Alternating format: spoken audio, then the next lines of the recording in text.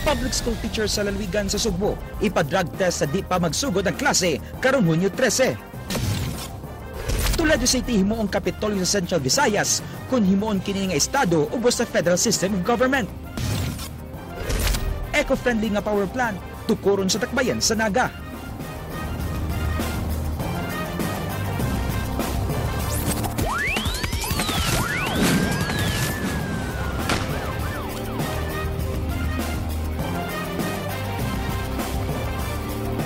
May hapon Sugbong Kabisayan, mga magtutudlo sa lalawigan sa Sugbo, ipa-drug test sa dili pa magsugod ang klase karong Hunyo 13. Kini ang plano sa bagong gitudlo nga pangulo sa Cebu Provincial Anti-Drug Abuse Council. Kini gi-aksyonan ni Ray Pasaporte.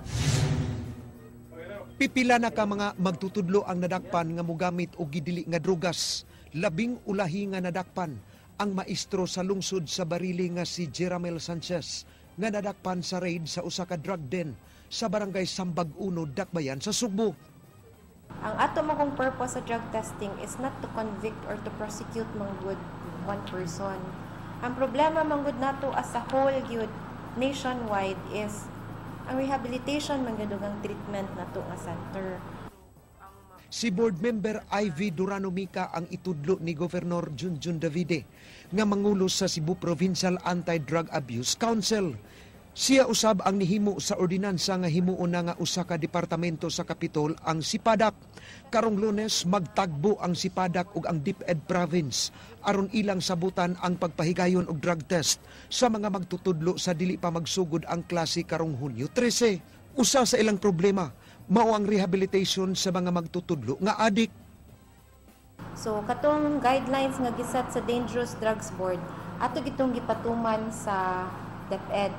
Secondly, when we had one-on-one meeting with the provincial director Manggod, they wanted nga if in case na ay mag-positive nga teacher, ang ila is unsa kunoy buhaton sa Sipadak in terms of the treatment and rehabilitation.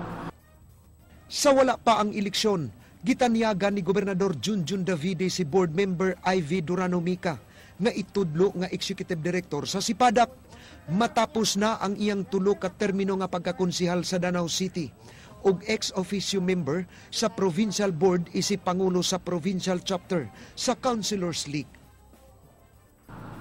But ang importante lang is si Padak was able to establish already. No? We did first step already. But sa ako ang giingon, we're not even 1/4 yet in dealing with the problem. Alang sa Aksyon Bisaya, Ray Pasaporte, News 5. Kapin sa 100,000 pesos nga alahas na dala sa usa ka sakop sa salisigang gikan sa usa ka pawn shop. Giawag ang publiko sa pag-report sa kapulisan sa nakaila sa sospek nga nakuha sa CCTV camera. Kini giaksyonan ni Ray Pasaporte.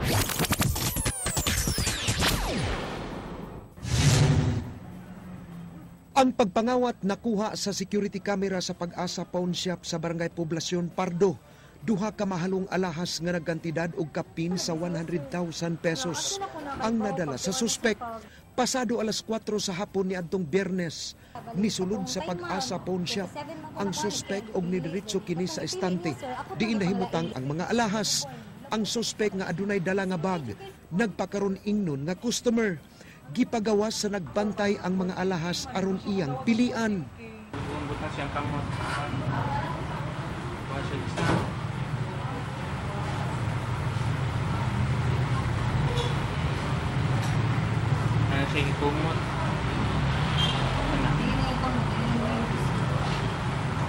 Samtang nagsigi og pagawas sa alahas sa sales associate sa pawn shop, wa kini makabantay nga gikumkum na sa suspek ang usa ka kwintas nga nagkantidad og kapin 64,000 pesos.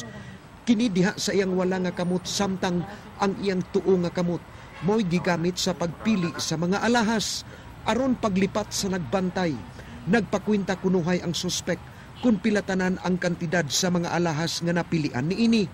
Nagpakaroon ingnon dayon ang suspek nga dunay gitawagan sa cellphone ug human sa tawag iyang gipasalipdan sa bag ang walang kamot nga nagkumkum sa alahas. Nibalik kini sa paglili sa mga alahas hangtod nga nagpakwinta na usab kini aron malipat ang nagbantay ug iyang nakumkum na usab ang bracelet. Atras nga, ibalhin ang niya ron, pikas kamot. Huwag mo na sa amin sa Naman na sa video. Yung awan na. Oo, ibalhin niya no. Gana siya na. Kungkong niya. Yan ay balin-balin. Yan ba? Yan cellphone. Ano na, kita ko to. Murag na siya, isublan lang din ibo. Balhin niya. Mali na sa diya kamot, ano? Oo.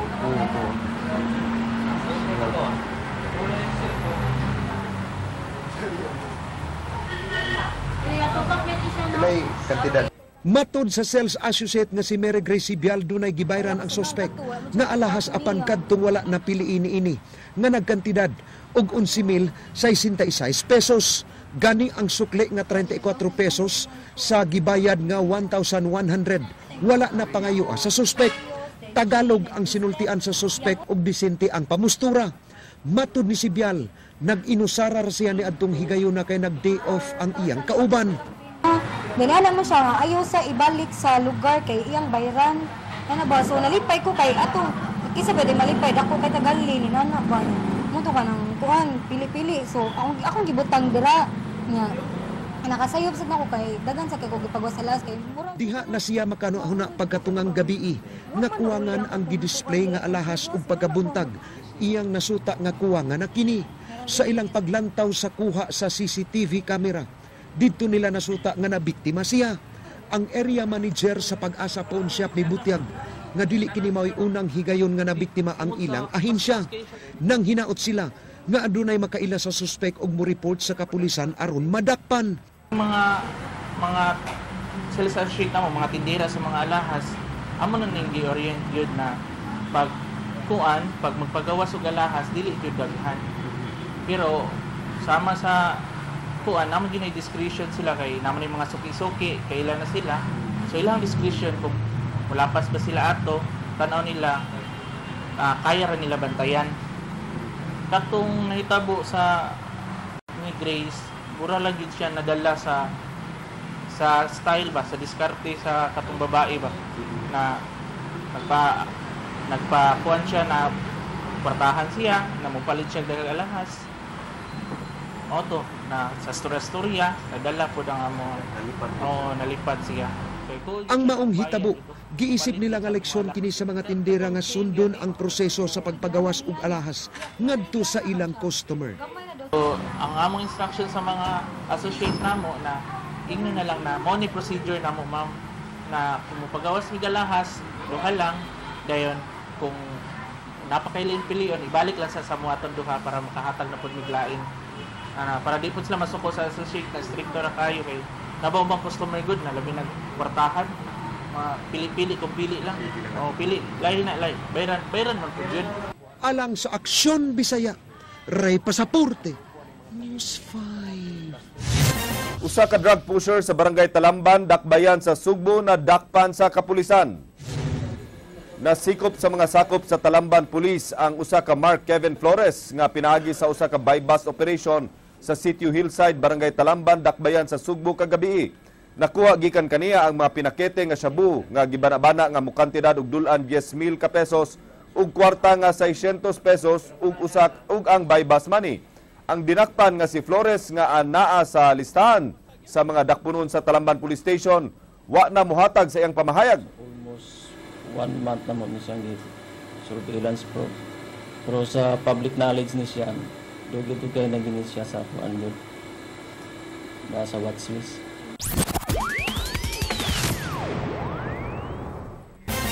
Gisugdan na sa mga nagpaluyo sa usa ka federal form of government ang pagpasabot sa pag-usab sa Constitution at tubangan sa mga local government units sa Sugbo. Samtang Pangulo sa pundok sa mga mayor mipasalig nga mupaluyo sa giplano nga kausaban. Kini gi-aksyonan ni Ryan Sorote. Gipasalig sa League of Municipalities of the Philippines Cebu Chapter ang pagpaluyo sa pag-usab sa pangagamhanan sa nasod ngadto sa usa ka federal system. Matud sa presidente sa Liga, tuburan Mayor Aljun Diamante, ilang gipakita ang ilang pagsuporta pinagi sa pagtambong sa 44 ka mga mayor sa munisipyo sa Sugbo sa forum sa federalism ni kanhi Senador Aquilino Pimentel ang nangamahan sa Local Government Code. Kumbinsiyon usab ni Diamante ang ubang mga dakbayan sa Sugbo sama sa Karkar, Naga ug Bugo sa pagsuporta sa federal government. Makabenepisyo na ini ang mga local government units nga maka-retain og dako sa ilang income. So, kami, mga mayor sa province of Cebu, including the mayors from Bantayan, from Camotes, sigurado ko nga supportive sila ani. Apan dili masahin usab ang paggobyerno gikan sa unitary system ngadto sa usa ka federal system. Matod ni Pimentel, mabuhat lang kini kun magtinabangay ang mga tao ug kun dunay political will ang manguni ini. Ubos sa balaod, mahimong mausab ang gobyerno pinaagi sa Constitutional Convention ug paghimo sa Kongreso nga usa ka Constitutional Assembly nga mas gipaboran ni Pimentel tungod sa kapraktikal niini. Mas hason matud pa ang Constitutional Convention kay nanginahanglan pa kini og eleksyon sa mga membro niini. Sa Constitutional Assembly, ang existing nga Kongreso mo'y tahasan sa pag-draft sa Constitution. Kaya ang mag-amyenda sa atong batakang balaod, mga miyembro man, existing members of Congress. Dili pareho karon nga og Constitutional Convention kita, pilion pa sa tibuok Pilipinas ang mga delegado. Ubos sa proposal ni Pimentel, tungaon sa 11 ka mga federal states ang Pilipinas, nga langkuban sa 81 ka mga probinsya, 145 ka mga dakbayan, o 1,489 ka munisipyo, o kapin 42,000 ka mga barangay. Samtang ang Metro Manila, himuon nga Federal Administrative Region. Dinis Kabisayan, tungaon kini sa katulo, ang State of Western Visayas, State of Central Visayas, o State of Eastern Visayas. Sa Central Visayas, ang proposed state capital mo ang Toledo City. Salig si Pimentel nga mabuhat ang kausaban sa konstitusyon sulod sa termino ni Duterte kung dunay lang yo'y pagtinabangay. The process of government in a democracy is always evolutionary. It is not revolutionary. So it takes time before the benefits of good governance will reach the people. Alang sa Aksyon Bisaya, Ryan Sorote, News 5. Usa ka environmental friendly nga coal power plant tukuron sa SPC Power Corporation sa Naga. Kini ilang ipuli sa karaan nga Naga Thermal Power Plant sa kantidad nga $1.9 million. Kini gi-aksyonan ni Ryan Sorote. Management and staff of SPC Power Corporation. Usa ka environment-friendly nga coal-fired power plant ang plano nga tukuron sa dakbayan sa Naga sa SPC Power Corporation. Tukuron ang bago nga power plant sulod sa Naga Power Plant Complex nga napalit sa SPC sa PISAM Corporation niadtong 2014 sa kantidad nga 1.4 billion pesos. This arose more than 1 year after the Power Sector Assets and Liabilities Management Corporation PISAM awarded the purchase of the NPPC to the parent company. Plano sa SPC ang pag-demolish sa karaan nga Cebu Terminal Power Plant 1 ug 2 aron himong green power plant nga dunay unyay 300 megawatts nga capacity. Nasugdan na ang feasibility study sa proyekto sukad niadtong Disyembre 2014. Hangtod nga wa pa mahuman ang feasibility study, gipaningkamutan sa SPC nga maka-generate og dugang income alang sa proyekto. Niadtong Oktubre 2015 unta mahuman ang feasibility study aron masugdan kini karong 2016 apan nalangay kini. Target sa SPC nga magamit ang green power plant sa 2019. $1.9 million ang kantidad sa ipatukod nga planta. Kung mahuman, mas stabilize sa bagong power plant ang supply sa kuryente sa Kabisayan, pinagi sa limpyo ug barato nga paagi. Gipangandaman karon sa mga engineer ug finance sa SPC ang pagpatukod sa bagong environmentally friendly coal-fired power plant nga dako gasto. And duly noted in the 2015 audited financial statements, some of which are discussed in this report. Alang sa Aksyon Bisaya, Ryan Sorote, News 5. Sa mga balita sa gawas sa nasud. Upat ka mga tao unang gikataho nga namatay samtang ang uban nagpaabot nga ma-rescue gikan sa ilang mga balay sa nitabong pagbaha sa Baden-Württemberg sa southwestern Germany. Ang nasinati nga kusog nga pag-ulan sugod niadtong Domingo nga miresulta sa pagsaka sa tubig nga miabot og 9 feet. Ang bulog sa tubig mianod sa mga sakyanan ug mga tao nga sakay niini mao'y giuna sa pag-rescue sa emergency services. Hingpit nga gilunupan sa tubig ang uban nga mga lungsod ug gibaramana nga moabot og pipila ka semana una mapuy-an og balik ang mga balay.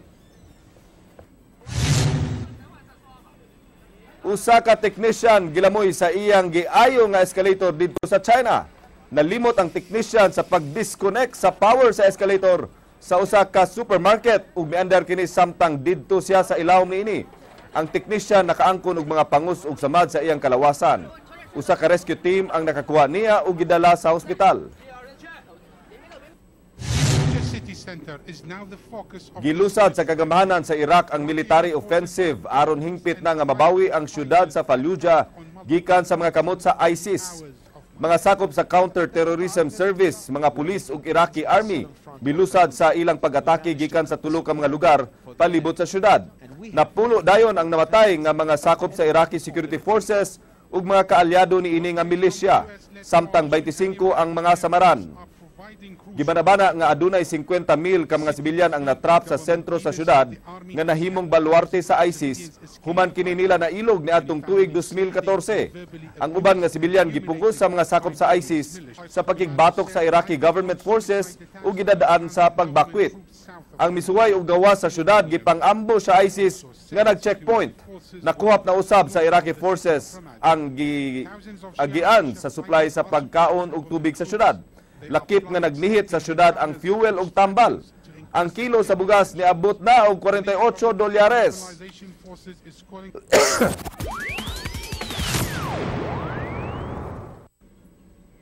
Napulo lang ka mga eskwelahan ang mi-apply alang sa pag-increase sa ilang tuition fees karong nga school years. Kini giaksyonan ni Leslie Caminade Vistil. Mas minus karon ang mga eskwelahan nga mi-apply og tuition fee increase nunod sa pagpatuman sa K-12 karon nga school year. Gamay lang ang mga enrollees karon sa kolehiyo human gipatuman ang K-12 program. Duha ka school year na ang milabay. Mato ni Dr. Josefino Ronquillo, Supervising Education Program Specialist sa Commission on Higher Education, wa makaabot og napulo katunghaan ang mi-apply og increase. Sagad kanila nangayo og increase gikan sa 5 ngadto na sa 35%. The situation of, there are only few because the situation, they have no enrollers in the first year college. Sa totoo lang, they have no enrollers. Sino ba ang ilang increasean? Wala.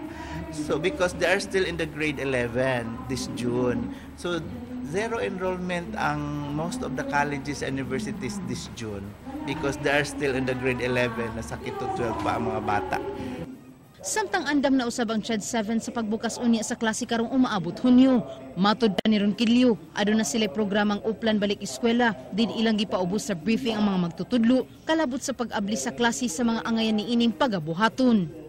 Communication to schools for the balik eskwela, Uplan Balik Eskwela, advice to all schools that these new enrollees like that will be oriented to what particular is the hotspot, the red spot area, and then these are the things, and then also the preparation for their facilities, and then the teachers and all the loading of subjects, assignment of subjects, especially the students' facilities and all. Alang sa Aksyon Bisaya, Leslie Caminade Vistil, News 5. City Hall mimando sa pag-demolish sa mga balay nga gipangtukod sa Osmeña Shrine sa Barangay Kalunasan. Matud ni Acting Mayor Margot Osmeña, ang mga nagtukod og balay dili entitled sa relocation ug financial assistance.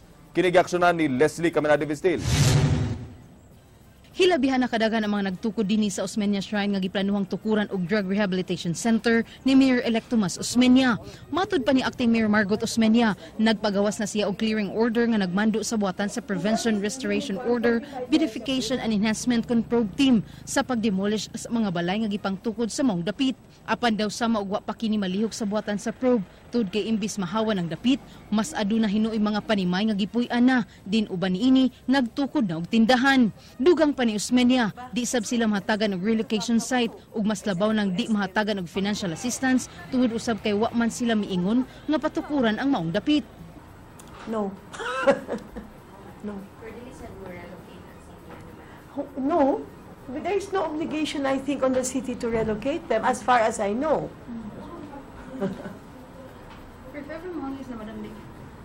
No. Even cash assistance, madam? No, I don't know, ha? I mean, as far as I know, I cannot, but I don't think so. You mean I'll just move in here and then you go in there and after that I'll owe you na? Will owe you na? Cannot be, no? Sama sa miaging simanang gisusi sa news team ang dapit, sublik gihapong giingon sa mga residenteng namuyo og nanukod o mga panimay nga gitugutan na silang Mayor Tomas Osmeña nga magtukod sa maong luna. Gani matud pa ni ining Belen Obrigana, nagmeeting sila kagabi sa mga homeowners ug matud pa mitugot na kanila si Osmeña nga mopuyo sa maong dapit. Didang amo nga dunggang istorya naman gud na kanang sa meeting ba nga kuan kuno na ingon kuno na si Mayor kuno Osmeña nga okay na kuno balayan lang kuno. Nya kanang ang kanang sa urban po na kuno'y bahala. Mura po na ako nadungang istorya. Meeting dia sa Villaremedios. Emergency meeting? Nag-emergency meeting sila gabi Apan gi makakini ni Acting Mayor Margot Osmeña nga mitugot ang iyang bana nga mahimo ng tukuran og mga balay ang maong luna. Gani nakadawat sab sila og letter gikan sa homeowner sa kasikbit nga dapit. Hinungdan nga ila kining gilihok na aron hawanan kini. Even before elections, they were saying that Tommy was the one telling them to move in. Obviously not, no. How will Tommy, just because it's called Osmeña Shrine? It's owned by the city. Apan naglaom gihapon ang mga nagtukod og balay sa maong lugar nga di na lang sila papahwaon tungod kay puros man sila biktima sa demolition ug wa sila laing kapaingnan. Alang sa Aksyon Bisaya, Leslie Caminade Vistil, News 5. Chief of Police sa Hetafe, Bohol gitangtang sa iyang katungdanan tungod sa kapakyas sa pagsumpo sa negosyo sa gidili nga droga sa isla sa Banacon. Apan matud sa hefe, ang drug lord nga napatay sa mga pulis sa isla dili kanunay makitaan sa isla. Kinigiaksyon ni Edwin Cañete. Andam dawaton ni Police Senior Inspector Marcelino Mejias, hepe sa Hetafe, Bohol, ang kamanduan gikan sa buwatan sa Riyon 7 kalabot sa iyang pagkarelibo sa iyang katungdalan. Sa phone interview ni Mejias, way duha-duhan niyang dawaton ang kamanduan. Okay naman po noon, mama. Okay naman mo, may order, ma'am. Girekomendar ni PRO7 Director Chief Superintendent Patrocinio Cominador ang iyang pagkarelibo gumikan sa pagpabayaan ini sa iyang katungdanan. Usa sa gibasihan ni Cominador nga gamay ra kayo ang lungsod sa Hetafe ug wala siya makatakop sa drug lord nga si Rowin Secretaria alias Yawa nga nagbase sa isla sa Banacon. Nagduda si Cominador nga dunay pulis nagproteher sa illegal nga kalihukan sa Banacon. Ako gusto nagparelibo. Ang pulis effective today, sir? Effective issuance karon, then effective probably tomorrow siguro. May pasabot usab si Mias nga ang suspisado nga si alias Yawa kinsa napatay sa pulis sa raid dili magkanunayan sa ilang lugar. Kana siya mapilin dito siya ma'am nga ingon nga na dira na isantay sa Banacon, ma'am. Kay daghan na siya lugar, ma'am. Alang sa Aksyon Bisaya, Ed Cañete, News 5. Dakbayan sa Sugbo, dili na muhire og mga job order workers. Matud ni Acting Mayor Margot Osmeña, ilang gamiton ang gisweldo niini sa pagpaskwela sa mga scholars sa Dakbayan. Kinigiaksyon na ni Leslie Caminade Vistil. Si Acting Mayor Margot Osmeña may padayag nga wa na kinahanglan nga muhire ang City Hall og dugang job order employees. Matud niya, daghan kanila walay mga trabaho. Dili mo minus 2,000 ka mga job orders sa Cebu City Hall ug ang 700 kutob na lang karong adlaw. Bisan wala pa matapos ang termino silang kontrata tungod kay nahuman na ang project nga ilang gitrabaho. 68 milyones pesos ang nagastos sa syudad alang sa 700 ka mga job order employees. Gani adunay job order employees nga labaw pa sa minimum ang sweldo nga gidawat. Mato ni Acting Mayor Osmeña, ang ilang igastos sa pagbayad og GO, ilan na lang gamiton sa pag-sponsor or scholarship sa mga naglisod sa pagtungha. You look at okay, let's go. You know, the money could be used for scholarships that have apparently a more lasting effect. It's a future. It's an investment in the future, right? There's no better investment than an investment in the future of your children, of your grandchildren. Matud ni Acting Mayor, wa na kinahanglan ang job order tungod kay aduna may mga casual employees ang City Hall. If they've been doing the same thing for a long period of time, maybe it's not fair to keep them as JOs. Remember, they're not even considered employees. They don't have any benefits. These are not projects anymore. They're programs already, hindi ba? So maybe they should be considered as casuals. But then again, here we go to the next step. Then we have so many casuals that we have already exceeded the PS, you know. But let's check the casuals. What are they doing? How come we need 2,000 JOs if the casuals are supposed to be doing their jobs? Ang Human Resource Department, mihulagway bugto ang department heads ang adunay katungod sa pagtino kung natapos na ba ang ilang project. Ang JOs manggod, they are not through HR because actually they're not considered good na employees sa city government. So it's per office. So direksyon natin? Sa office na nila sila ang kuan. So actually hiring and firing of JOs is not through the Human Resource Development Office. Gipasalig sa acting mayor nga aduna siya makonsider nga mga matangtang nga job order apan iya pang susihon kung angayan ba kining ipabilin. Alang sa Aksyon Bisaya, Leslie Caminadi-Vistil, News 5. Acting Mayor Margot Osmeña may pasalig nga ibalik niya ang mga sakyanan kung maapil na kini sa inventory sa City Hall. Apan walay salig niini ang mga opisyal sa barangay kinsa nagplano unta sa paghimo og rally at ubangan sa City Hall aron sa pagprotesta sa mando ni Osmeña. Hangtod karon aduna pay mga sakyanan nga na-issue sa City Hall ngadto sa mga barangay nga wala pa maapil sa ilang inventory. Matud niya ang legal department na sa City Hall ang mupasaka sa kaso ni adtong dili mouli sa ilang sakyanan. Guys, and do the inventory there. If we know what we're looking for, there were some vehicles that were returned that we didn't even know existed. So how can you go to them and say we're looking for something we don't know? Okay ka, under protest, under whatever, basta iuli lang. Inventaryo lang, hindi ba?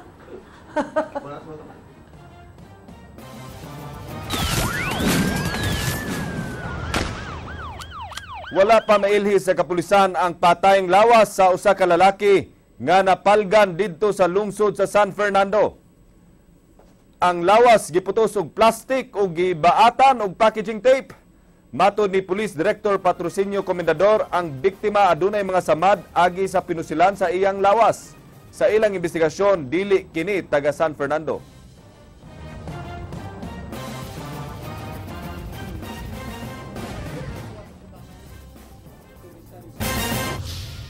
Duha ka igsuon sa napatay nga drug lord didto sa isla sa Banacon, Hetafe, Bohol, gipanid-an sa kapulisan. Sila natahap nga ang duha mopuli sa ilang drug operations. Kini giaksyonan ni Edwin Cañete. Gipanid-an karon sa kapulisan sa Rion 7 ang duha ka igsuon ni Ruin Secretaria alias Yawa nga posible may mopuli sa napatay nga drug lord. Matod ni Piaro 7 Director Chief Superintendent Patrocinio Comendador, ang usa nini adunay warrant of arrest sa kasong murder. Yeah, they have two brothers who have warrant of arrest for murder. Wala na kung aan karon. Nagdumili si Comendador sa paghatag sa pangalan sa mga igsuon ni Yawa. Ang duha wala sa isla sa Banacon dihang napatay sa mga pulis si Ruin Secretaria o mga kaubanan sa usa ka drug raid. Based on our recent reports, we're still in the area. At the time siguro, I don't know, wala at the time. We do not know, we do not actually know kung din sila at the time. Bukas usab ang kapulisan sa Rion 7 sa himuon nga investigasyon sa Commission on Human Rights ug Internal Affairs Section sa netabong patay sa drug raid sa isla sa Banacon. We welcome only the investigation. Alang sa Aksyon Bisaya, Ed Cañete, News 5. Maugkad to ang mga balita sa Aksyon Bisaya. Ako si Glenn Soco. Mga balita nga pundasyon sa ligdong opinyon o konkretong solusyon. Ako si Georgia Herrera. Bisan asa, bisan kanusa. Kapatid. Kay di lang kutob sa balita. Aksyon!